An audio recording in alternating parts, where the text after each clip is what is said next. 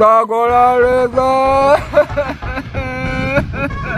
अरे दा रे अरे दा गोला रे अदा वो अदा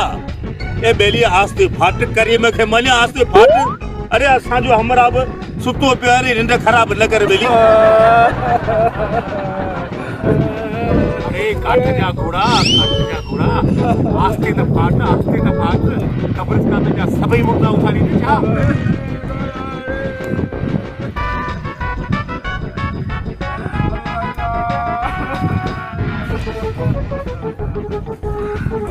अदा ओ भाऊ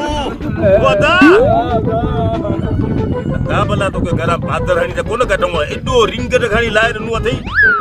अरे रुए छो वे छो अरे दा रोना दा कोट कदई वई न तकरी खिला वञण वारी शइ त वई हली वो भला रोण पिटण मां फ़ाइदो कहिड़ो दुआ करिस भाऊ दुआ करिस दुआ अच्छा दुआ करिस हिन वीचारे खे जन्नत मिले अल्लाह साईं जन्नत में जागा रे अरे जन्नत वरी केड़ी मिलंदी से अरे तो गोलक में सड़ी मरंदो बाहे में सड़ी मरंदो और ज़बू शाम कपड़े ते वेठो पुछास अल्लाह करे पेरन में करिया पड़ से कबर में क्या खाइन से क्या करे आ बास पटी से अल्लाह कदम कदम कोन चोरी तो कबर में यार सबर मुखे ते लगे तो हीअ कबर न जेके दुश्मन जी कबर आहे तॾहिं त हथ खणे पियो पिटेस अदा ओ भाऊ बेली असांखे इहो त ॿुधाए त हिन मराठे सां तुंहिंजो रिश्तो कहिड़ो आहे छा तुंहिंजो पे आहे अरे दा मुझे पेजी कबर कोने छा पोइ तुंहिंजो भाऊ आहे अरे दा ना मुझो बाबू कोने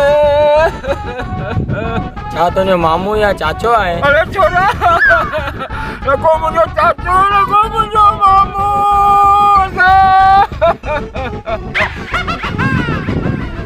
नको हुनजो चाचू आहे नको मामू नको पे नको भाउ आऊं भाई तो पक हीअ कबर जी साल जी आहे अरे दा उन बाकी मुझे मारे को कौन मरंदी पोइ आख़िर कंहिंजी त कबर आहे अरे दा ये मुझे लागे से अजे मुझे तो भागे जी कबर आहे कौन तो भागो मरियो पर मुझे फिल्म फसायो